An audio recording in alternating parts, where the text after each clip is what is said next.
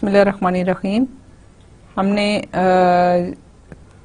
Previous lecture में कुछ numerical computation के मुतालिक मैंने आपको कुछ इंट्रोडक्शन दिया था और उसके अलावा मैंने आपको बताया था कि हम क्योंकि नॉर्मली कंप्यूटर जो हैं वो बाइनरी सिस्टम को यूज़ करते हैं और उसमें आपके पास सिर्फ 0 और 1 नंबर होते हैं, तो हम जो डेसिमल सिस्टम में अपना डाटा फीड करते हैं या कोई वैल्यू देते हैं तो वो पहले सिस्टम जो है उसको बाइनरी में कन्वर्ट करता है और फिर उसको यूज़ करता है और फिर वापस डेसिमल में ला के फिर उसकी आउटपुट आपको देता है। तो उसमें मैंने आपको कुछ इंट्रोडक्शन बताया था कि किस तरह से डेसिमल सिस्टम को बाइनरी में और बाइनरी को उसमें कन्वर्ट करते हैं, क्योंकि जब आप एरर एनालिसिस करेंगे तो इसका जानना आपके लिए ज़रूरी होगा। उसके अलावा कुछ कंप्यूटर्स जो हैं वो ये करते हैं कि आपके नंबर्स को ऑक्टल सिस्टम में या हेक्साडेसिमल सिस्टम में कन्वर्ट करते हैं और फिर वहाँ से बाइनरी में करते हैं, तो वो उसके मुतालिक भी मैंने आपको कुछ इन्फॉर्मेशन दी थी। अब ये है कि कंप्यूटर में 3 नंबर सिस्टम जो हैं वो चलते हैं। हाँ, उसके मुतालिक मैं आपको बताऊंगी जिस तरह से हम नॉर्मली कैलकुलस में करते हैं, तो क्योंकि वो एक तो फंक्शन कंटिन्यूस होते हैं, फिर हम राइटिंग हाथ से कर रहे होते हैं, तो हमारे पास जो है इतना बड़ा मसला नहीं होता। कहीं अगर ज़रूरत नहीं है तो हम डेसिमल भी नहीं डालते, कहीं ज़रूरत है तो हम डेसिमल की ज़रूरत पड़ती है तो उसके बाद कुछ डिजिट होते हैं तो तब हम डेसिमल डालते हैं, अदरवाइज़ हम उसको नॉर्मली लिखते हुए इतना केयरफुल नहीं होते। लेकिन कंप्यूटर जो है, कंप्यूटर में ये चीज़ें बहुत इंपॉर्टेंट हैं और जिस तरह से आप उसको फीड करते हो वो खुद इतना इंटेलिजेंट नहीं है कि वो इंटीजर और डेसिमल में डिफ्रेंशिएट कर सके, या कोई नंबर हैं उनके आपस में डिफ्रेंसिएशन उसको नहीं, जैसे आप उसे फीड करोगे वही चीज़ें वो लेके चलेगा और इसी तरीके से आपको रिजल्ट देगा और फिर वो रिजल्ट बाज़ दफ़ा गलत भी हो सकते हैं। सो इसलिए इसमें भी केयरफुल रहने की ज़रूरत है। तो आपके पास क्या है, 3 नंबर सिस्टम्स हैं। उसमें क्या है, besides the various basis for representing numbers decimal, binary and octal, there are also 3 distinct number systems. ठीक है कि ये तो आपकी बेसिस की बात हो गई थी कि हमने आपको बताया कि डेसिमल है, बाइनरी या ऑक्टल है, या दफ़ा हेक्साडेसिमल भी है। यहाँ पे 3 नंबर सिस्टम्स हैं that are used in computing machines. एक तो इंटीजर हैं। इंटीजर कौन सी होती हैं, 1 2 3 4 5 जैसे हम बोलते हैं, ठीक है, और उनके साथ डेसिमल नहीं आता। सो आपके पास जो है जब इंटीजर आएगी तो कंप्यूटर में जब फीड करेंगे तो उसके साथ डेसिमल कतई नहीं लगाएंगे, डेसिमल लगाएंगे तो वो फिर इंटीजर नहीं रहेगा। फॉर एग्जांपल 1 2 3 4 एक्सेट्रा, ये सारे के सारे डेसिमल हैं। दूसरे क्या है, फिक्स पॉइंट नंबर्स हैं। इंटीजर तो आपके पास हो गए डेसिमल के बगैर, उसके अलावा फिक्स पॉइंट नंबर्स हैं। और फिक्स नंबर में क्या है, जैसे 367.143। अब देखें, हम जब कैलकुलस वगैरह या जहाँ पे कंप्यूटेशन अपने हाथ से कुछ कर रहे होते हैं तो जहाँ डेसिमल ज़रूरत होता है वहाँ लगाते हैं। अगर डेसिमल ज़रूरत ना हो तो हम इसको, अगर यहाँ पे ये ना होता तो हम इसको 367 ही लिखते, जो कि इंटीजर बन जाता। फिर ये आपके पास नंबर रियल नंबर नहीं रहता। रियल नंबर तब होता है जब आपके पास वो उसके साथ डेसिमल की बात भी हो। सो ये 367.1432 है। 5876 ये इतना बड़ा नंबर है जो कि आपका फिक्स पॉइंट नंबर है। इसी तरह से माइनस के साथ भी चल जाता है। ये है 35924 5.67893 ये है। फिर इसके अलावा 0.00 ये भी आपका नंबर जो है ये आपका फिक्स पॉइंट नंबर इस कहलाता है, जहाँ पे आपके पास डेसिमल इन्वॉल्व हो जाता है। इन नंबर्स में आपके पास जहाँ डेसिमल इन्वॉल्व होते हैं वो आपके फिक्स पॉइंट नंबर होते हैं। और आप देखिए एक और चीज़ के, इसमें डेसिमल के लेफ़्ट और राइट साइड पे कोई लिमिट नहीं है, कोई उसको हमने केयर नहीं की। जो भी नंबर है हमने एज इट इज़ लिख दिया, साइन के साथ भी लिखा और साइन के बगैर भी इसको लिखा। यहाँ साइन ना होने का मतलब ये है कि पॉजिटिव है, तो ये आपके फिक्स पॉइंट नंबर्स कहलाते हैं।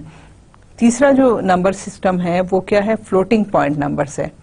ठीक है, जो फ्लोटिंग पॉइंट नंबर है वो क्या होता है, वो हम कंप्यूटर्स में उनको यूज़ करते हैं या इंटीजर्स को यूज़ करते हैं, या फिक्स पॉइंट नंबर होते हैं तो उसको भी कंप्यूटर जो है फ्लोटिंग पॉइंट में कन्वर्ट कर लेता है। फ्लोटिंग पॉइंट नंबर सिस्टम क्या है, which is used in almost all practical, scientific and engineering computations. ठीक है, फ्लोटिंग पॉइंट नंबर आपका फिक्स पॉइंट नंबर जो है वो मैंने आपको बताया कि वो भी कंप्यूटर को अगर आप फीड करते हो तो वो उसको फ्लोटिंग पॉइंट नंबर में कन्वर्ट करता है और फिर उसको यूज़ करता है।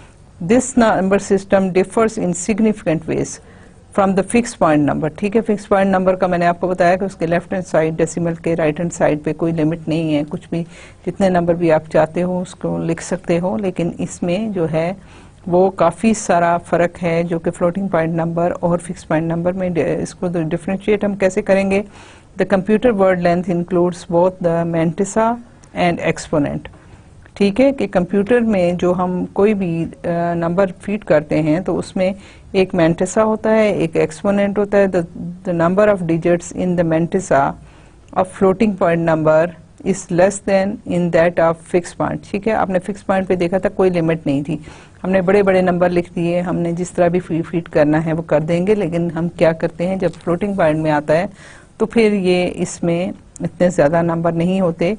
तो फ्लोटिंग पॉइंट अरिथमेटिक क्या है? Numbers they are normally stored in floating point quantities. The computer has a number of values it chooses from the store as an approximation to the real numbers. ठीक है, when printed as a number with a decimal point it is either a fixed point or a floating point। ठीक है, जब आपको result मिलते हैं तो या तो वो फिक्स पॉइंट में होते हैं या आपके फ्लोटिंग पॉइंट नंबर्स होते हैं। तो उसमें क्या है, इन कंट्रास्ट टू इंटीजर्स, जब भी आपके पास डेटा आता है तो या तो वो फिक्स पॉइंट में होता है कि उसमें डेसिमल इन्वॉल्व होता है, या फ्लोटिंग पॉइंट में होता है, इंटीजर्स नहीं होते। ठीक है, floating point numbers they have 3 parts. ठीक है, हमने कहा ना कि हमारे फिक्स पॉइंट से काफ़ी डिफरेंट है। फिक्स पॉइंट मैंने आपको अभी दिखाए थे कि वो नंबर्स थे, लेकिन फ्लोटिंग पॉइंट में क्या है कि दिस हैज़ 3 पार्ट्स। एक तो क्या है कि साइन है, प्लस है या माइनस है, विच रिक्वायर्स 1 बिट। ठीक है, जब आपके पास बाइट और बिट होती हैं कंप्यूटर्स के अंदर तो ये एक स्पेस लेता है। जो साइन है ये आइदर प्लस है या नेगेटिव है। नेगेटिव है तो ऑब्वियसली लिखना बहुत ज़रूरी हो जाता है, नेगेटिव पॉजिटिव है तो नहीं भी लिखेंगे तो भी उसको पॉजिटिव कंसीडर करेगा। और फिर दूसरा क्या है, एक तो साइन है जो कि 1 बिट चाहिए होता है, एक फ्रिक्शन पार्ट है जो कि often called mantissa but better characterized by the name significant. ठीक है, सिग्निफिकेंट, इसको सिग्निफिकेंट भी कहते हैं, इसको मैंटिसा भी कहते हैं। ये आपका उसमें फ्रिक्शनल पार्ट होता है। ठीक है, और थर्ड जो है वो उसका एक्सपोनेंट पार्ट होता है। मैं अभी आपको नंबर्स दिखाऊंगी तो मैं आपको फिर डिफ्रेंशिएट करूंगी कि फिक्स पॉइंट और इसमें फ्लोटिंग पॉइंट में क्या फ़र्क है। एक्सपोनेंट पार्ट है which is often called the characteristic. ठीक है, the 3 parts of the number have a fixed total length. अब ये नहीं है कि आप जितना मर्जी लंबा चौड़ा कर लें, लेकिन उसकी फिक्स लेंथ होती है। उसमें हम सिंगल प्रिसिशन, डबल प्रिसिशन और कंबाइन जो है वो उसमें जो है वो दोनों का जो है वो आपको कुछ आइडिया देंगे कि वो क्या होता है। So they have the fix total length that is often 32 to 64 bit. ठीक है, कि आपकी स्पेसिस जो हैं आपके पास स्टोरेज जो है, स्टोरेज में 32 या 64 बिट्स होती हैं जो कि आप इसकी लेंथ को फिक्स करते हैं। ठीक है, सम टाइम इवन मोर, इससे भी ज़्यादा। मैंने आपको डबल प्रिसिशन की बात की तो उसकी केस में हो जाता है। So the friction part uses most of these bits. के आपका जो फ्रिक्शन पार्ट है, हमने कहा साइन है 1 बिट चाहिए, फ्रिक्शन पार्ट है, फिर उसके बाद एक्सपोनेंट पार्ट है। ठीक है, तो आपके पास क्या है कि फ्रिक्शनल पार्ट जो है इन बिट को ज़्यादा से ज़्यादा जो है वो फ्रिक्शनल पार्ट में जाती हैं कि नंबर कितना आपने लिखना है, कितना बड़ा लेना है, and that number determines the precision of the representation. के डबल प्रिसिशन है, सिंगल प्रिसिशन है, ये किस तरह से है उसको डिटर्मिन करता है। The exponent part uses 7 to as many as 11 bits. ठीक है, जो एक्सपोनेंट पार्ट है उससे वो 7 से लेके 11 तक बिट्स जो है वो प्लेसेस जो है उसमें मेमोरी में यूज़ करता है। And this number determines the range of the value, कि कितनी रेंज है उस वैल्यू की, वो मैं आपको अभी बताती हूँ। The general form of the floating point number is plus या माइनस जो भी है, 1 बिट यहाँ उसको चाहिए, डेसिमल पॉइंट है। ठीक है, यहाँ डेसिमल पॉइंट है। अब हमने जो किया था फिक्स पॉइंट में तो हमने लिखा था जिस तरह से, फॉर एग्जांपल अगर फ्लोटिंग पॉइंट नंबर की बात करते हैं तो कोई भी नंबर जो है 356.423933 A2 कोई भी आप चलते जाएं तो ये आपका फिक्स पॉइंट था। लेकिन अब क्या है, जब आप इसको फ्लोटिंग पॉइंट में लिखेंगे तो पहला तो बिट आपके पास है साइन का, ठीक है, एक प्लेस पे साइन आएगा प्लस या माइनस है, और दूसरा बिट जो होगा वो that will be the decimal point, ठीक है, डेसिमल पॉइंट होगा।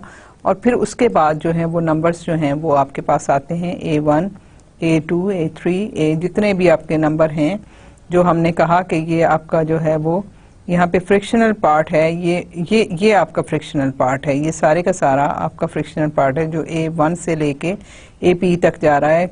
इसमें कितने सारे बिट्स हैं, ये अब हमने कहा कि ये 32 से 64 बिट के में से ज़्यादातर इसमें हैं, जो कि 7 से 11 जो आपका जितने बिट आप चाहिए होंगे, यहाँ से आप एक्सपोनेंट पार्ट से और +1 करके वो अब माइनस करेंगे तो आपके पास फ्रिक्शनल पार्ट के बिट्स होंगे। और फिर उसके बाद क्या है कि ये आपके पास जो भी बेस है उसकी पावर कितना नंबर है। अब जिस तरह मैंने यहाँ लिखा था 352 पॉइंट समथिंग, तो 352 जो था अगर मैं 0.3 लिखती हूँ तो वो 10⁻³ के साथ, तो ये 10⁻³ यहाँ पे आपके पास आ जाता है, और 0.352 जो है वो यहाँ पे उस तरह से लिखा जाएगा, ठीक है। फॉर एग्जांपल अगर मैं कोई एक नंबर यहाँ लिख भी देती हूँ, लेट अस से 352.78932, अगर ये नंबर है तो इसको जब मैं फ्लोटिंग पॉइंट नंबर में कन्वर्ट करूंगी तो मैं इसको प्लस या माइनस जो भी होगा इसके साथ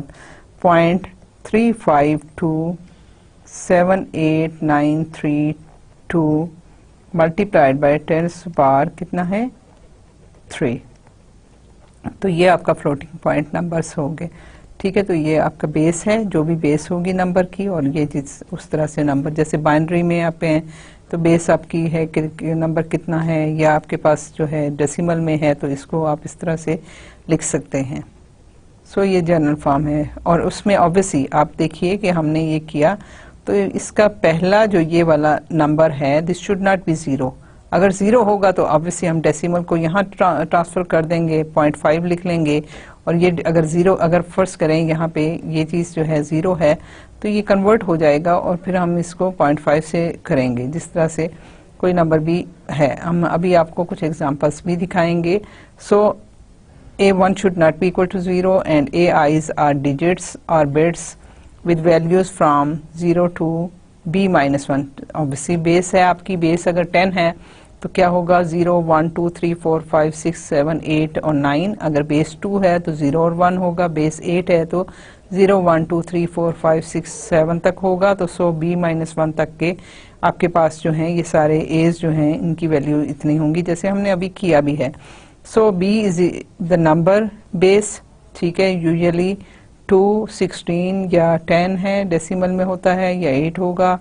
P जो है वो नंबर ऑफ डिजिट्स, आप देखिए कि आपके पास जो है वो P ये है, ठीक है, और E इसकी पावर है। सो हम क्या करेंगे कि हमारे पास जो P आएगा वो नंबर ऑफ सिग्निफिकेंट बिट्स है, कि आपके पास कितने बिट्स हैं, कितने नंबर आप उसमें फीड कर रहे हो। सो P that should be that number, ये डिजिट्स हैं आपकी, दैट इज द प्रिसीजन, ठीक है, कि कितना आप रिजल्ट आपको एक्यूरेट कितने डिजिट्स तक आपको चाहिए वो आप वहां पे लिखोगे। E is an integer exponent, ठीक है, रेंजिंग फ्रॉम, इसकी भी कंप्यूटर में, क्योंकि कंप्यूटर फाइनाइट नंबर्स को डील करता है, इनफिनिट नंबर्स को डील नहीं करता, सो हमारे पास एक लिमिट है जिसको हम E मिनिमम और E मैक्सिमम कहते हैं, कि ये रेंज जो है वो आपकी, मैं अभी आपको बताऊंगी कुछ सिस्टम्स हैं जिनकी रेंज थी, अभी तो कंप्यूटर्स में काफ़ी चीज़ें चेंज हो गई हैं, लेकिन एक जनरल जो है आइडिया के लिए मैं आपको कुछ एग्जांपल्स जो हैं जो मैंने एक बुक से कोट की हैं वो मैं आपको बताऊंगी। The ranging from E minimum to E maximum, और with the value going from negative E minimum to positive E maximum, ठीक है, कि आपकी एक लिमिट है कि आप कितनी पावर ले सकते हो, माइनस से लेके और प्लस तक। तो हमारे पास जो है E मिनिमम और E मैक्सिमम जो है, E मिनिमम है कि नेगेटिव है, कि अगर आपके पास नेगेटिव कब आएगा, जब आपके पास 0.0000 इस तरह से नंबर आते हैं, और यहाँ पे आपका पहला जो नॉन ज़ीरो जो कोई नंबर यहाँ पे अगर 352 है तो ये आपके पास क्या है कि आपके पास 10⁻³ ये जितने भी डिजिट होंगे raise to the power minus के साथ आएगा, क्योंकि ये आपका वेरी स्मॉल नंबर है। इसी तरह से अगर आपके पास 3, 5, 2, 6, 7 और बहुत सारे नंबर के बाद डेसिमल है तो आपके पास पॉजिटिव नंबर होगा। सो आपके पास जो है ये रेंज आप कितनी लिख सकते हो उसकी एक लिमिट है कि आपके पास नेगेटिव ई मिनिमम से लेके पॉजिटिव ई मैक्सिमम तक की रेंज में आप नंबर्स को ले सकते हो। सो अगर आपको चेंज करना है ये नंबर्स तो मैं आपको दिखाऊंगी अभी कि आप उसकी प्रिसिशन चेंज करोगे, डबल प्रिसिशन में लिखोगे और सिंगल से हट जाओगे।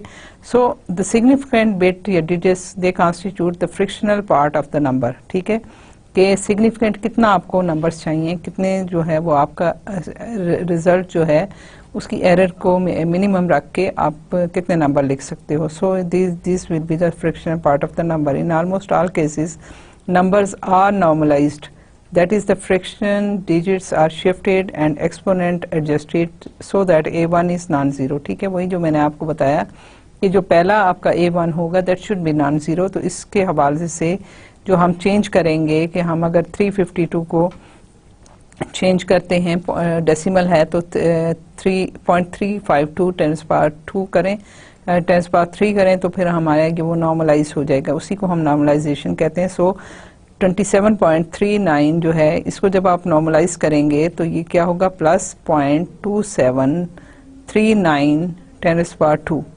तो ये आपका 27.39 जो है ये नॉर्मलाइज होके इस तरह से लिखा जाएगा। सो हम कहते हैं कि हम इस तरह से इसको करते हैं कि ये नॉर्मलाइज हो जाए। तो इसमें जो है a1 है वो आपका 2 है। इसी तरह से आपके पास एक नंबर है -0.00124। इसको जब आप नॉर्मलाइज करेंगे तो नेगेटिव साइन तो मौजूद रहेगा, लेकिन क्या है ये डेसिमल हम शिफ्ट करेंगे जहाँ पे हमारे पास a1 जो है नॉन जीरो होना चाहिए। सो हम इसको लिखेंगे 124 और 10 पावर -2, क्योंकि हमने ये 0 2 हटा दिए और ये वैल्यू अगर आप -2 के साथ आप करें 10 पावर -2 तो ये एग्जैक्टली वही नंबर है, लेकिन हमने इसको नॉर्मलाइज करके इस तरीके से लिखा है। इसी तरह से एक नंबर है 37 ये नंबर है 37,000 को जब हम नॉर्मलाइज करेंगे तो हम इसको 0.37 10 और 00 10 पावर 5। ठीक है, आपके पास 1 2 3 4 5 हैं। सो 37,000 है जो कि 37 जब नॉर्मलाइज होगा तो 10 पावर 5 के साथ 0.3700 होगा। ठीक है, तो मोस्ट कंप्यूटर परमिट 2 और इवन 3 टाइप्स ऑफ नंबर्स। ठीक है कि आपके 2 या 3 टाइप के नंबर्स होते हैं। सिंगल प्रिसिशन जो मैं अभी बात कर रही थी कि या तो आप सिंगल प्रिसिशन में छोटा नंबर होगा आपके पास, लेकिन अगर बहुत बड़े नंबर्स हैं तो आप उसके लिए डबल प्रिसिशन करते हैं। और जब सिंगल प्रिसिशन होती है तो एक्सपोनेंट जो है वो अगर बेस आपका 10 है तो आप उसको लेटर ई को एक्सपोनेंट के तौर पे यहाँ पे ई यूज करते हैं, और अगर which is usually equivalent to 7 to 9 significant decimal digits. ठीक है, जो कि आपके अगर आपके साइज नंबर का इतना है कि 7 या 9 आपकी सिग्निफिकेंट डिजिट्स हैं तो आप ई को यूज कर सकते हैं और आपका वो सिंगल प्रिसिशन होगा। इसी तरह डबल प्रिसिशन में क्या है कि आपके पास डबल प्रिसिशन में आप एक्सपोनेंशियल जो है उसकी जगह डी लेटर यूज करते हैं और एक्सपोनेंट जो है वो इंस्टेड ऑफ ई, और जो कि 14 to 29 तक के आपके सिग्निफिकेंट डिजिट्स होते हैं। ठीक है, और इसके बाद टिपिकली अबाउट 16 और 17। एक्सटेंडेड प्रिसिशन क्या है, which may be equivalent to the 19 to 20 significant decimal digits. क्या है, लेट अस से मैं आपको सिंगल प्रिसिशन का बता दूं कि आपके पास अगर फर्स्ट करें नंबर है लेट अस से 2 3 4 6 7.05। आप इसको क्या लिखेंगे प्लस 0.2346705। अब जो मैं सिंगल प्रिसिशन की बात कर रही हूँ ना, और मैं आपसे कह रही हूँ कि 7 to 9 है, तो हमारे पास ये कितने नंबर आ गए 1 2 3 4 5 6 और 7, एग्जैक्टली 7 है। तो ये मैं लिखूंगी और मेरे पास सिंगल प्रिसिशन है तो ई और पावर कितनी हो गई 1 2 3 4 5 10 पावर 0, तो ये प्लस क्योंकि 10 पावर 5 है तो 0 0.05 हो जाएगा। इसका मतलब क्या हुआ, इसका मतलब जो है इसको मैं अगर लिखती हूँ तो 0.2346705 10⁻⁰ ये है। अब इसको मैं जब सिंगल प्रिसिशन में लिखूंगी तो ये 0.2346705 ये 7 डिजिट्स आ गए, सिग्निफिकेंट डिजिट्स, और ई जो है वो आपका सिंगल प्रिसिशन है, और आपकी पावर क्या है यहाँ पे 0.5, ठीक है, पॉजिटिव, क्योंकि पावर पॉजिटिव है, so you should write it as +0.5। लेकिन अगर ये नंबर और लंबा कर दें हम 0.3427 और 8 इस तरह कर दें, तो अब क्या है, ये सारे का सारा नंबर लिखा जाएगा +0.2346705342728, और फिर ये आपके पास कितना 1 2 3 4 5, तो ये आ जाएगा D +0.5। तो ये आपका डबल प्रिसिशन में है। सो आप ये जो नंबर हैं, ये सिग्निफिकेंट डिजिट, इनको आप मैक्सिमम 9 तक रख सकते हैं सिंगल प्रिसिशन में, और डबल प्रिसिशन में ये 14 से लेके 29 की रेंज में ये बिट्स जो हैं जा सकती हैं। इसी तरह से जब एक्सटेंडेड प्रिसिशन होगी तो वो और उससे बढ़ जाएगी। सो इसका ये मतलब है कि आपके पास नंबर कितने साइज का है, उस हिसाब से आप उसको एडजस्ट करेंगे। Calculation in double precision usually doubles the storage requirement of a C. आप देखिए जब आपके पास नंबर इतना बड़ा होगा तो आपकी स्टोरेज में एक एक बिट आएगी ना, तो आपकी जो है वो स्टोरेज जो है वो उसकी रिक्वायरमेंट बढ़ जाती है, more than double running times as compared with the single precision. जाहिर है मल्टीप्लिकेशन है, सब्ट्रैक्शन है, डिवीजन है, सारा कुछ है, जब नंबर ज़्यादा होंगे तो वो टाइम भी आपका ज़्यादा ले लेगा।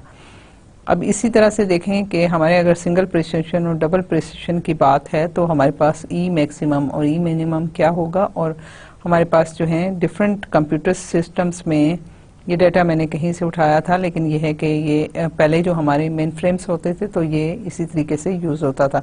सो IEEE सिंगल जो है उसमें लार्जेस्ट नंबर क्या है, e⁻38 1.701 e⁻38 कि आपके पास कितने हैं, 38 तक के नंबर्स हैं, 38 तक के ये पावर तक आप जा सकते हैं।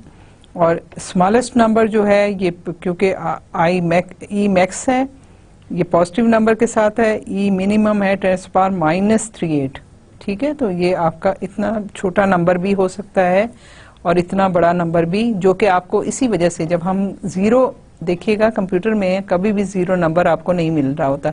उसकी वजह ये है कि वो कैलकुलेशन करते करते करते वो इतना, कहीं हम जो ज़ीरो जिसको मानते हैं ना, फर्ज करें आपके पास 5 ज़ीरो के बाद कोई वैल्यू आती है तो हम कहते हैं ये तकरीबन ज़ीरो ही है, लेकिन कंप्यूटर ऐसे नहीं करता, वो उसको ज़ीरो नहीं मानता। सो आपके पास हमेशा जो है वो नॉन ज़ीरो वैल्यूज़ जो हैं वो आ रही होती हैं। सो ये जब आप प्रैक्टिस करेंगे तो आप इन चीज़ों को समझेंगे। तो आपके डबल प्रिसिशन में क्या है कि आपके पास e⁻10⁻307 तक के नंबर चाहेंगे कि आपके पास इतने डिजिट्स होंगे, ठीक है। और इसी तरह से मिनिमम में 308 तक के नंबर जाएंगे आपके पास कि 10⁻³ के इतने ज़ीरो तक आप कैलकुलेट करते चले जाएंगे, आपको वो कैलकुलेशन करके देता रहेगा। फिर एक्सटेंडेड जो है वो ये आपका इस सिस्टम के लिए, पर्टिकुलरली इस सिस्टम के लिए है। तो एक्सटेंडेड में क्या है, 10⁻⁴931, कितना बड़ा नंबर हो गया कि यहाँ तक जब आप चलते जाओगे तो वो आपको ज़ीरो नहीं देगा, वो आपको एरर देगा। आप मतलब ये है कि हम जैसे करते हैं कि चंद एक 3-4 ज़ीरो के बाद अगर कोई वैल्यू आए भी तो भी हम उसे कहते हैं कि ये ज़ीरो है, लेकिन ऐसे कंप्यूटर में नहीं होता, वो आपको ज़ीरो नहीं देगा। सो आपका जो ई मैक्सिमम है वो ये है, और ई मिनिमम भी आपके पास ये वैल्यूज़ आती हैं। फिर अगर हम वैक्स सिस्टम को देखें कंप्यूटर का और उसकी सिंगल प्रिसिशन में जाएं तो वो इतनी पावर इसकी है, इसी तरह से मिनिमम में आपके पास इतना वैल्यू है। यहाँ पे इसकी सिग्निफिकेंट डिजिट्स जो हैं ये डिफरेंट है, ठीक है। फिर 11 जो है वो आपके पास ऑलमोस्ट उतना ही है, और 22 में आपके पास डबल प्रिसिशन में 307 है और 308। इसका मतलब 11, 22 का मतलब ये है कि आप इसको इसी को डबल प्रिसिशन में भी लिख सकते हैं, इसको सिंगल में भी लिख सकते हैं। लेकिन अगर ये डबल 2 है तो आपके पास फिर ये है कि ये इसमें आपके मस्ट है कि आप डबल प्रिसिशन में इसको लिखें। एक्सटेंडेड जो है वो क्या है 4931 है, और ये इसका आपके पास जो है वो वैल्यूज जो हैं वो ये हैं। IBM सिस्टम हो तो उसकी सिंगल प्रिसिशन में 75 तक है, और जो है वो IBM सिंगल में आप देखिए कि iMax और iMin कितना बड़ा है, कितनी वैल्यूज की स्टोरेज हो सकती हैं। डबल में भी वो है, और एक्सटेंडेड में आपके पास जो है फिर सबके साथ सबकी जो है एक्समिन और उसमें वैल्यू सेम है। सो ये एक कंपैरिजन था एक डिफरेंट तरह के मेन फ्रेम कंप्यूटर्स के साथ कि आप कितना लंबा, इसी तरह से इसी वजह से जब हम कहीं पे करते हैं तो आपके पास अगर आप कहीं पे कोई चेक लगा दोगे कंप्यूटर में कोडिंग करते हुए कि ये when it should be equal to 1, तो वो सॉरी इक्वल टू 1 नहीं बल्कि इक्वल टू 0, तो वो कभी भी 0 नहीं होगा, कभी भी वो आपको सोल्यूशन आपका स्टॉप नहीं करेगा अगर आप उस पर उस तरह का चेक लगा देते हो। सो हमेशा ये होता है कि this should be less than some value epsilon हम बात करते हैं, तो एक स्मॉल वैल्यू होती है तो उसका हम एक वहाँ पे रूटीन रख लेते हैं और हम कहते हैं कि जब ये इसके से लेस हो जाए तो हमारा सोल्यूशन कन्वर्ज करेगा। सो हमने जो है वो जिस तरह हम कैलकुलस में पढ़ते हैं ऑब्वियसली वही कॉन्सेप्ट यहाँ पे भी यूज हो रहे हैं, लेकिन ये है कि अगर आप उसको 0 के इक्वल करना चाहते हो तो वो कभी भी नहीं होगा। Numerical methods, they provide estimates that are very close to the exact analytic solutions. Obviously, an error is introduced into the computation. This error is not a human error, such as blunder. ये मतलब जब आप programming करोगे तो may be आप blender करो, लेकिन जो न्यूमेरिकल मेथड्स के एरर्स हैं उसमें ब्लेंडर तो आप कर रहे हो ना, उसमें एरर में शामिल नहीं होता, लेकिन उसकी एरर में क्या शामिल होता है, the error is not a human error such as blunder और मिस्टेक और ओवरसाइट। ठीक है, आप बाज़ दफ़ा कोई चीज़ जब मॉडलिंग करते हो तो किसी इफेक्ट को भूल जाते हो, वो छोड़ देते हो, या कोई गलती प्लस माइनस की, या 47 है तो 74 नंबर लिख दिया, या कोई इस तरह की मिस्टेक जो आप करते हो ब्लेंडर करते हो उसकी बात नहीं कर रहे, but rather a discrepancy between the exact and the approximate computed value. ठीक है कि आपकी जो एग्जैक्ट सोल्यूशन है वो और आपकी जो अप्रॉक्सीमेटेड वैल्यू है या एग्जैक्ट वैल्यू है, इन दोनों का डिफरेंस जो है वो एरर की बात करता है। It's not an static discipline, the continuous change in this field is to devise algorithms which are both fast and accurate. These algorithms may become obsolete and may be replaced by algorithms that are more powerful. ठीक है, क्या होता है कि हम basically computer sciences में जब हम एल्गोरिथम्स बनाते हैं, हम मेथड बनाते हैं, तो ये कोई ऐसे नहीं है कि वो ही पुराने ज़माने की चीज़ें चलती रहें। जो ही कोई बंदा जो है वो एक नई उसमें इम्प्रूवमेंट करता है, लोग पिछले को छोड़ देते हैं और आगे अच्छे बेहतर प्रोग्राम्स की तरफ चले जाते हैं ताकि वो अच्छे से अच्छा बेहतर से बेहतर रिजल्ट फाइंड आउट कर सकें मिनिमम टाइम में, मिनिमम CPU टाइम में, और मिनिमम जो है मेमोरी के साथ जो है वो चीज़ों को इम्प्रूव कर सकें। सो ये एक ऐसा है कि पुरानी चीज़ें ऑब्सोलीट होती जाती हैं और नई चीज़ें बनती जाती हैं। बहुत से मेथड जो थे जो कभी हमने अपने ज़माने में पढ़े थे वो अब ऑब्सोलीट हो चुके हैं, अब नए मेथड आ गए हैं। सो ये एक जो है हमेशा जो है ये एक डायनेमिक जो है वो है डिसिप्लिन है जो कि हमेशा चेंज होता रहता है। In practice the numerical analysis it's important to be aware that the computed solutions are not exact mathematical solutions. ये जो बात मैंने कही ना कि ज़ीरो प्रेसिशन इतनी होती है कि वो आपका कभी भी ज़ीरो पे अप्रोच नहीं करता, सो आपके रिजल्ट जो हैं वो उसके बराबर नहीं होते। But numerical methods should be sufficiently accurate or unbiased to meet the requirement of the particular scientific problem, and they are also should be precise enough. ठीक है, the precision of a numerical solution can be the precision of numerical solution can be diminished in several subtle ways. Understanding these difficulties can often guide the practitioner in the proper implementation and or development of numerical algorithms.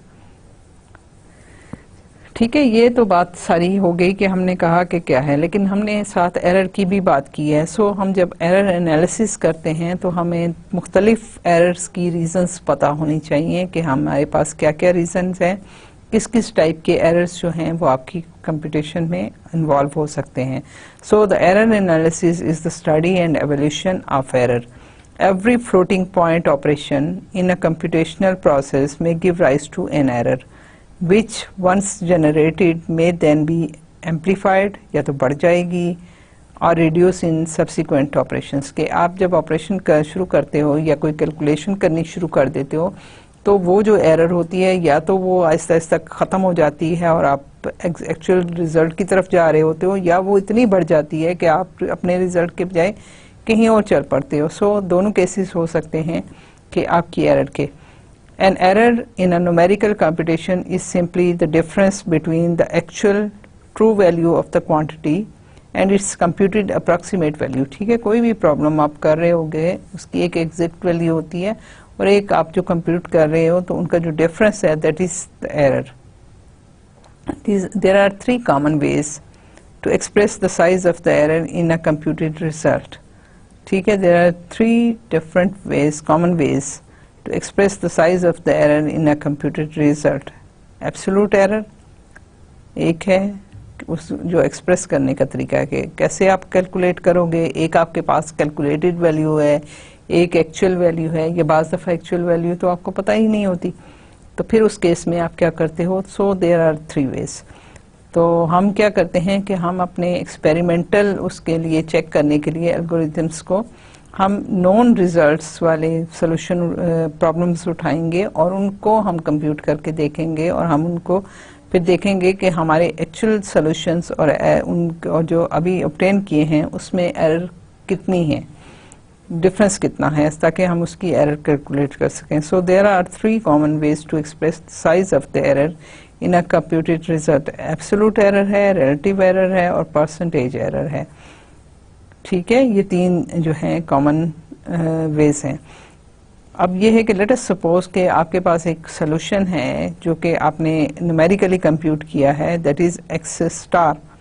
ठीक है, this is an approximation या computed value है 2x के x इसका actual value है और ये उसकी कंप्यूटेड वैल्यू है. The error is epsilon. ठीक है, आपकी ज़ाहिर है बहुत बड़ा नंबर तो डिफरेंस नहीं होना चाहिए ना, एरर है तो एरर कितनी होगी, हम उसको एप्सिलॉन से अगर शो करें तो हमारे पास x माइनस एक्स स्टार कि आपकी actual value minus computed value जो है वो आपको एरर देगी. ऑब्वियसली ऐसे ही होगा. अब इसमें ये तो एरर होगी. ठीक है, अब हम एरर एब्सोल्यूट एरर कैसे कैलकुलेट करेंगे. एब्सोल्यूट एरर जो है वो आपकी true value minus approximated value जो है इसका जब एब्सोल्यूट लेंगे डिफरेंस का तो ये हमारे पास एब्सोल्यूट एरर आएगी. ठीक है, सो हमारे पास क्या है x minus x star absolute value जो है वो आपके पास है. However A given error is usually much more serious. ठीक है, कि इतना ये डिफरेंस जो है ना, ये तो बिल्कुल बेसिक सी एक डेफिनेशन है, लेकिन क्या है कि एरर अक्सर बहुत ही सीरियस होता है when the magnitude of the true value is small. कि अगर हम डिफरेंस लें, ठीक है, और हमारे पास जो है एरर आए और इस तरह का और हम इसको एब्सोल्यूट एरर से कैलकुलेट करना चाहें जब स्मॉल वैल्यू हो तो फिर ये काफ़ी मुश्किल हो जाता है. फॉर एग्जांपल आप देखिए कि अगर हमारे पास ये नंबर है 1036.52, इसमें अगर हम एक वैल्यू प्लस कर दें या माइनस कर दें कि अगर इसकी एक्चुअल वैल्यू जो है ना इसके बहुत क्लोज है. ठीक है, और इसमें यह है कि इसका डिफरेंस जो है एक्चुअल वैल्यू के साथ वो 0.01 का है. ठीक है, ये प्लस कर दें माइनस कर दें तो क्या होगा कि this is accurate to 5 significant digits. ठीक है, कि ये आपका सही है कि 5 सिग्निफिकेंट डिजिट्स तक ये सही हो जाएगा. ठीक है, and is frequently of more than adequate precision. ठीक है, ये इतना बड़ा नंबर है, इसमें 0.01 को प्लस माइनस करने से कोई ख़ास फ़र्क नहीं पड़ता. ठीक है, सो इट इज़ ट्रू. और 5 सिग्निफिकेंट डिजिट्स क्या है कि आपके पास देखिए 1 2 3 4 5, ये आपकी 5 डिजिट्स, इससे फ़र्क नहीं हो रहा, उनको फ़र्क नहीं पड़ रहा. जो आप ये प्लस माइनस करेंगे ना, ये 0 ये 2 पे इसका असर होगा, या 3 हो जाएगा या 1 हो जाएगा. सो हम कहते हैं कि this is accurate to 5 significant digits, is frequently of more than adequate precision. लेकिन क्या है, एक और नंबर देख लीजिए कि आपके पास एक नंबर है 0.005, इसमें अगर 0.01 जो है हम ऐड या सब्ट्रैक्ट करें तो फिर तो जो है ना डिजास्टर है। इसलिए कि देखें ये पूरे का पूरा नंबर चेंज हो गया ना, यहाँ पे अगर 1 करेंगे तो आइदर 0.006 हो जाएगा। ये इतना सेल्फ इतना छोटा है कि इसमें ये नंबर ऐड और करने से इस पे तो बहुत फर्क पड़ेगा, जबकि ये बहुत बड़ा नंबर है, सो इसको ऐड और सब्ट्रैक्ट इतना करने से कोई खास फर्क नहीं पड़ता। सो रिलेटिव एरर हम कैलकुलेट करते हैं कि true value minus approximated value divided by its true value, this is known as the relative error.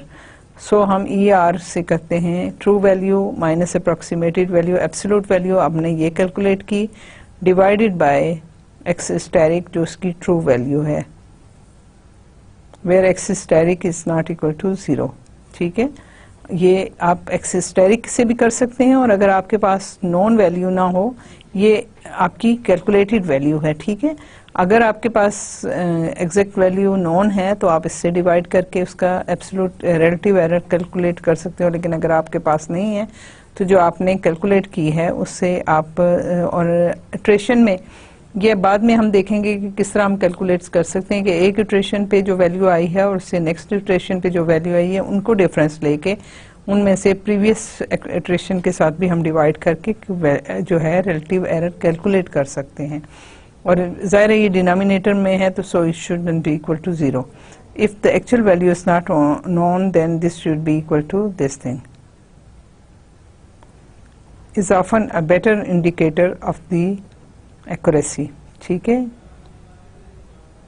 relative error is more independent of the scale of the value a desirable attribute। ठीक है, तो हम ये कहते हैं कि ये ज़्यादा इंडिपेंडेंट है, इसको जो इसकी वैल्यूज़ हैं उस पर बहुत ज़्यादा डिपेंडेंट नहीं है, या उससे जिस तरह के आपका एब्सोल्यूट एरर है। मैं अभी आपको एग्जांपल्स बताऊंगी, लेकिन ये है कि ये अच्छी बात है कि ये ऐसा नहीं है। This is particularly so when the actual value is either very small और वेरी लार्ज। ठीक है, when the true value is 0 the relative error is undefined, क्योंकि आपके पास ये जो है ये 0 हो जाएगा और आपके पास अब ये जो है रिलेटिव एरर है that will become undefined. It follows that the round of error due to finite friction length in floating point number is more nearly constant when expressed as relative error and when expressed as absolute error than when expressed as absolute error। अब इसके लिए मैं आपको कुछ examples बताती हूँ कि let us से कि x static is equal to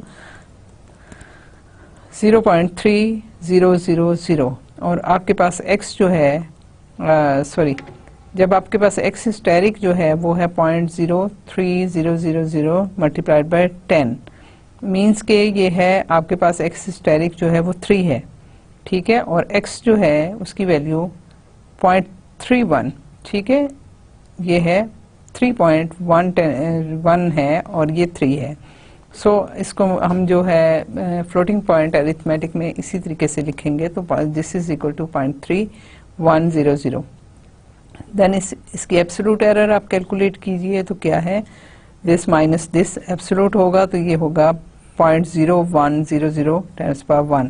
सो ये आपके पास क्योंकि 1 है 0.1 हो गया तो ये आपके पास 0.1 आ जाएगा। और इसकी रिलेटिव एरर कैलकुलेट अगर करें तो 0.1 डिवाइडेड बाय इसमें जो भी एक्स स्टैटिक है या ये वैल्यू आप लें तो आपके पास क्या आएगा, जब इसको हम डिवाइड करेंगे तो ये 0.3333 टाइम्स पावर -1 आ जाएगा, क्योंकि आपके पास क्या है इसके साथ ये कैंसिल आउट हो गया और आपके पास 0.1 डिवाइडेड बाय 0.3 और या 0.31 जो भी है उसके साथ आप करते हैं तो ये आपके पास ये वैल्यू आ जाती है 1/3 आ जाएगी, और 1/3 है 0.3333, तो आपके पास ये रिलेटिव एरर आती है। एक और एग्जांपल ले लें। अब यहाँ पे हमने क्या किया था, टाइम्स पावर 1 किया था तो मीन्स 3 था। अब ये है 0.0003 जो है वो ये है, और उसके साथ आपके पास दूसरी वैल्यू जो है एग्जैक्ट वैल्यू आपके पास है 0.0031।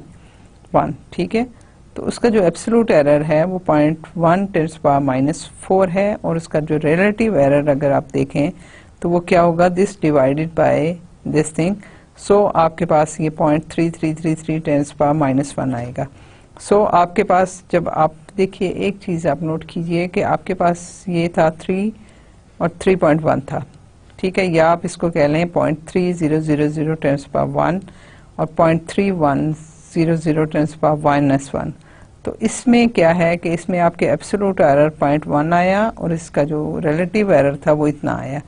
अब हमने इन वैल्यूज को चेंज कर दिया, अब 0.0003 है और 0.00031 है, और फिर जब आपने उसका एब्सोल्यूट एरर कैलकुलेट किया तो वो आपके पास ये आ गया, और लेकिन उसका रिलेटिव एरर जो है वो आपके पास ये वैल्यू आती है। अब आप देखें यहाँ आपको एरर बड़ा मिलता है, यहाँ एरर थोड़ा मिलता है, लेकिन उसका रिलेटिव एरर जो है वो ये है, क्योंकि करस्पॉन्डिंग होगा ना, जब भी आपकी कोई वैल्यू आप कैलकुलेट करते हैं तो उसके करस्पॉन्डिंग जो है वो आपको एरर की टॉलरेंस भी होनी चाहिए ना।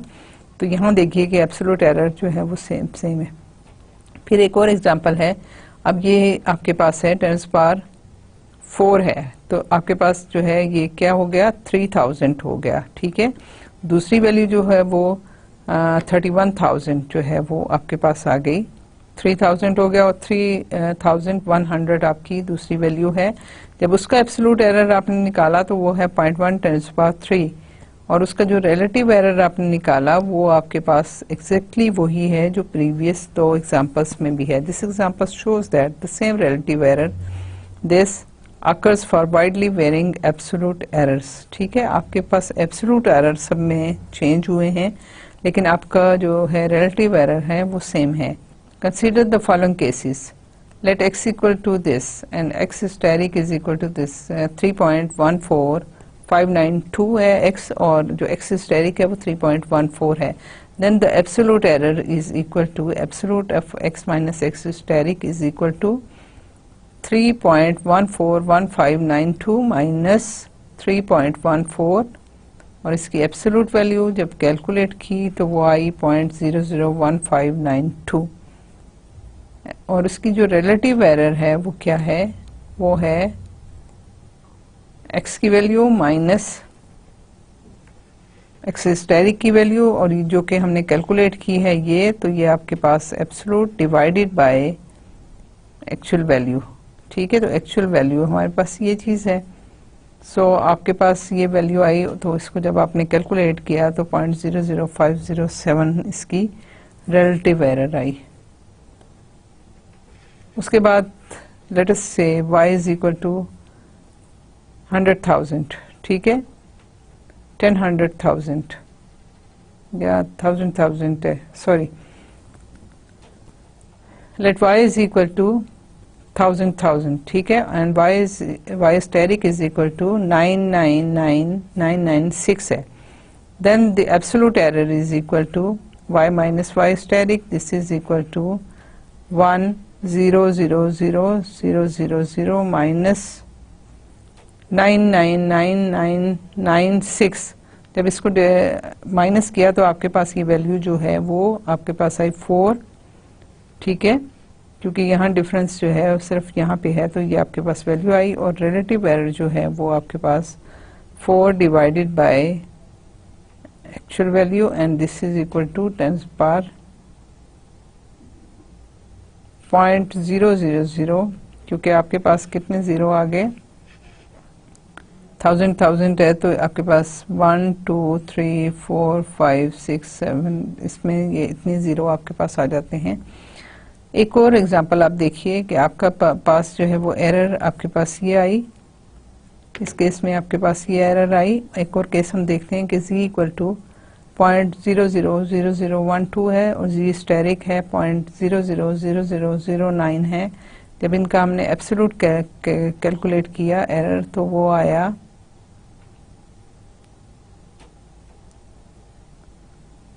और जब उसका रिलेटिव एरर कैलकुलेट किया तो ये आपके पास जो है वो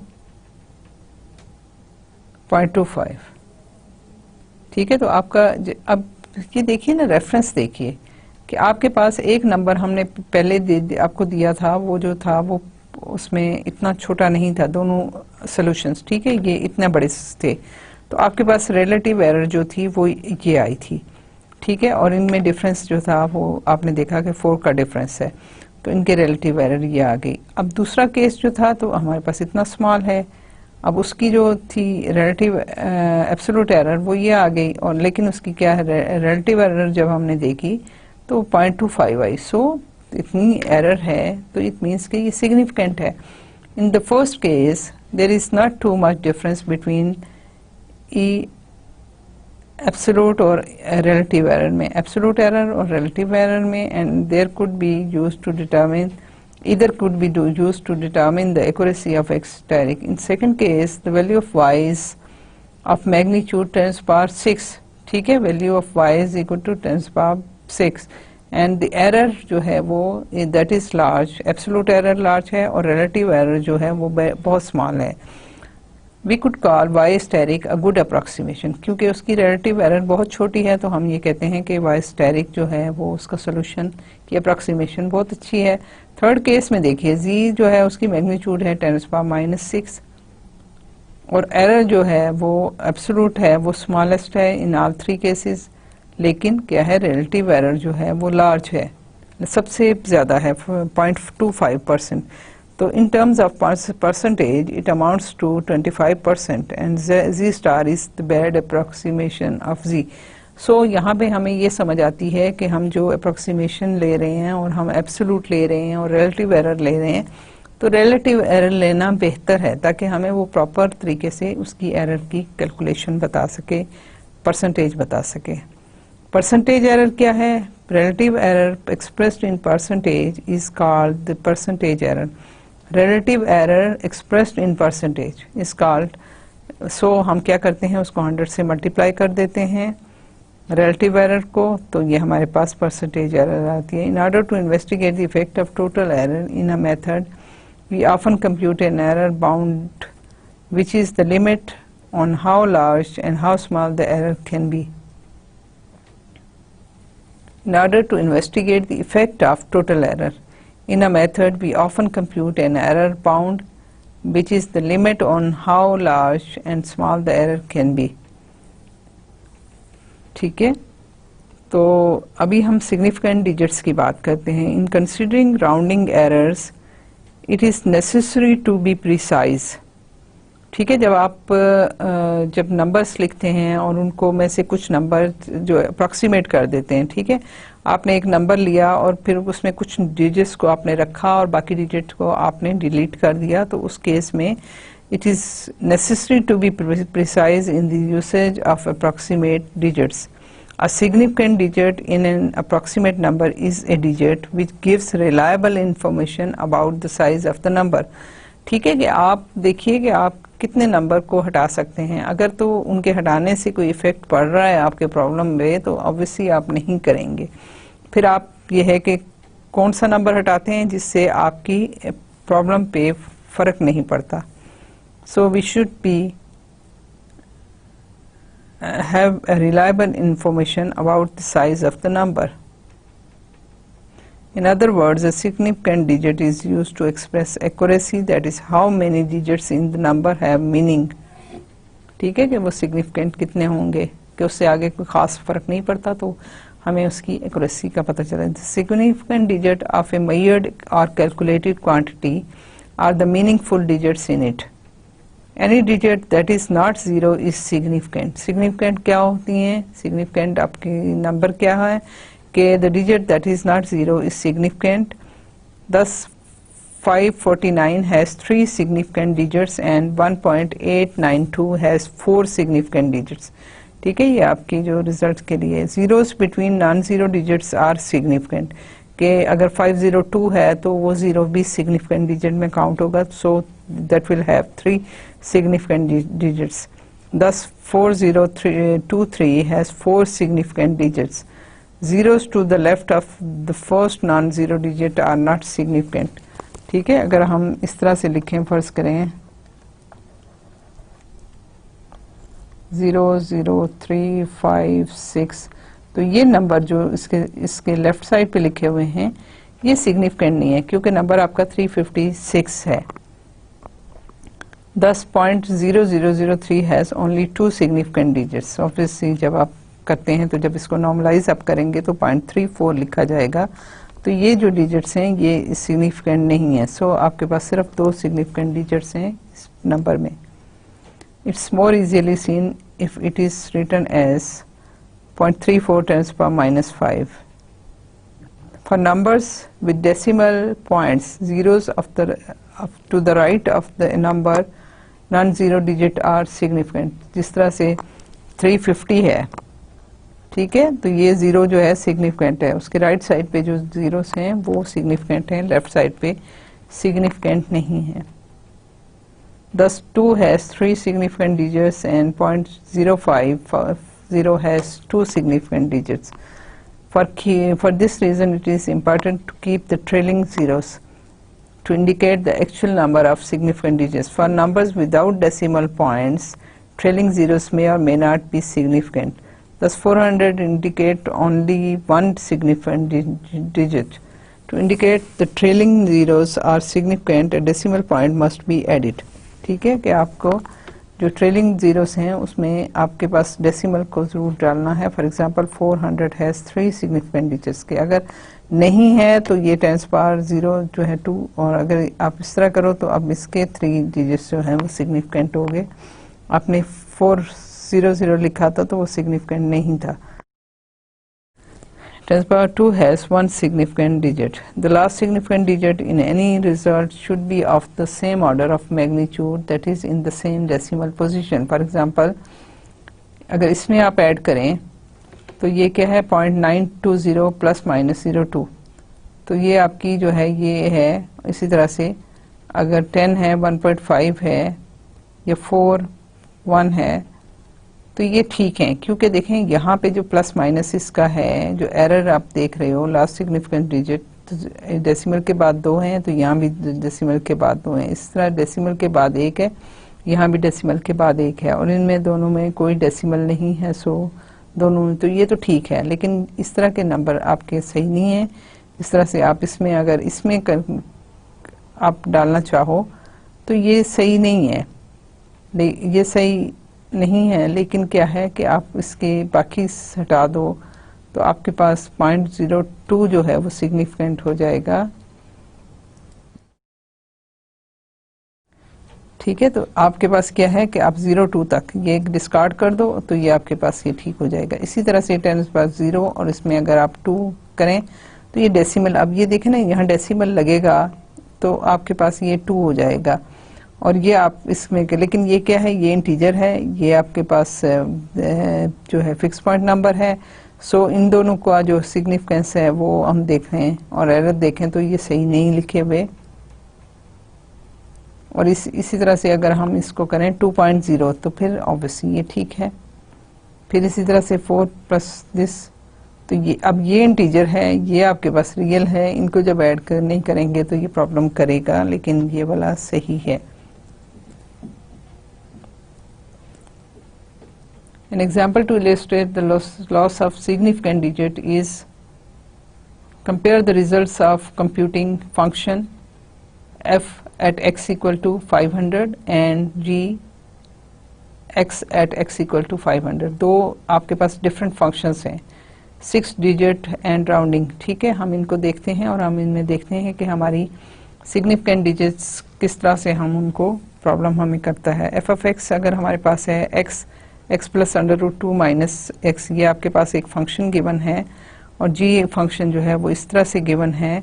तो हम क्या करते हैं कि f 500 क्या होगा, हम x की जगह पे 500 सब्स्टिट्यूट कर देंगे और हमारे पास ये आता है. इसको जब हम कंप्यूट करेंगे तो 500 और ये 500 प्लस 1 जो है स्क्वायर रूट में आपके पास ये वैल्यू आ जाती है, और 500 स्क्वायर रूट में आपके पास दूसरी वैल्यू ये आती है. ठीक है, जब इनको आपने दोनों को डिफरेंस लिया तो आपके पास जो है वैल्यू वो ये आ गई. ठीक है, आपके इन दोनों का डिफरेंस आपके पास ये आ गया, और जिनको हमने मल्टीप्लाई किया तो हमारे पास आप लास्ट में रिजल्ट ये आया.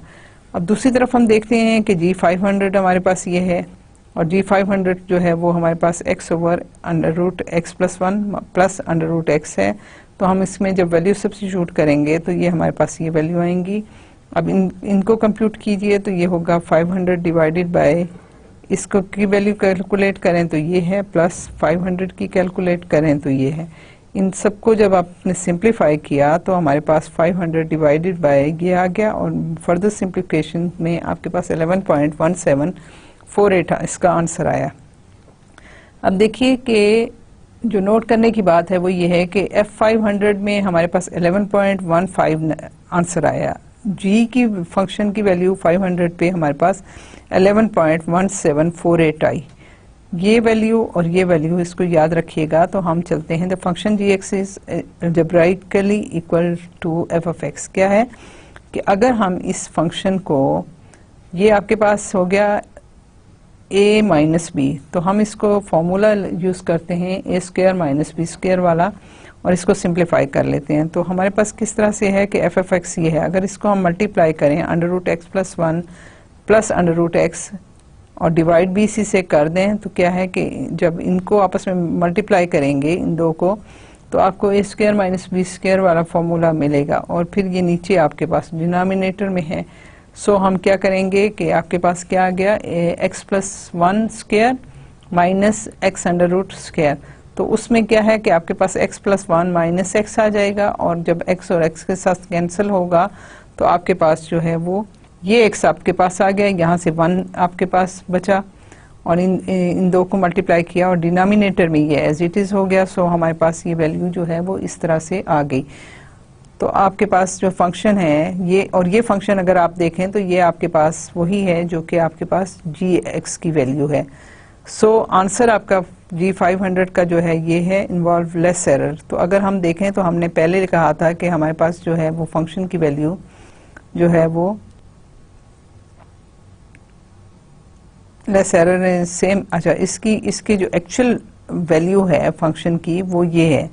सो हमारे पास जो g फंक्शन की वैल्यू आई वो 1.748, ठीक है। तो ये 0.0003 डिजिट तक जो है वो आपके पास जो है सिग्निफिकेंट हो गया, और हमने इसको 6 डिजिट तक कैलकुलेट कर लिया। तो all that is required is that the person computing should use his imagination and foresee that what might happen before he writes the program for the machine। ठीक है, हम क्या करेंगे कि हमें थोड़ा सा जब हम प्रैक्टिस करेंगे तो हमें ये चीज़ें और फर्दर समझ आनी शुरू हो जाएंगी। होता क्या है कि कंप्यूटर में माइनस की और डिवीजन की जो सब्ट्रैक्शंस हैं वो उनको अवॉइड करना चाहिए, क्योंकि उससे आपका एरर ज़्यादा होता है। अब हमने क्या किया कि हमने f of x को अगर हम कंप्यूट कर देखें, हमारे पास ये f of x है, तो हम इसको पहले कन्वर्ट कर लें इस फॉर्म में, तो हमारे पास एरर जो है मिनिमाइज हो जाएगा, क्योंकि इसमें आप देखिए कि कोई माइनस साइन नहीं है, जबकि ये वाला जो था फंक्शन इसमें माइनस का साइन था, जिसकी वजह से इसमें एरर ज़्यादा इन्वॉल्व हुई है। सो हम ये इसको लिखने से पहले हम इसको अगर इस तरह से कन्वर्ट कर लेते तो हमारा आंसर ज़्यादा बेहतर आता। As a simple rule, try to avoid subtractions even if they appear as a sum, but with the sign of one of them negative and the other one positive। So हम क्या करेंगे कि हमें subtractions को, minus science को avoid करना चाहिए, जहाँ वो हम उसको एलिमिनेट कर सकते हैं हम उसको वहाँ से एलिमिनेट ज़रूर कर दें। एक और एग्जांपल देखिए, हमारे पास ये फंक्शन अगर गिवन है e x plus epsilon raise to the power 2/3 minus x raise to the power 2/3। अब इसमें भी माइनस साइन है, सो हम कोशिश करेंगे कि हम इसको माइनस साइन को गायब कर दें। सो हम क्या कर सकते हैं, अगर आप देखें तो ये क्या है, अगर हम a ले लें x plus epsilon raise to the power 1/3, तो ये हमारे पास आ जाएगा a square minus b square.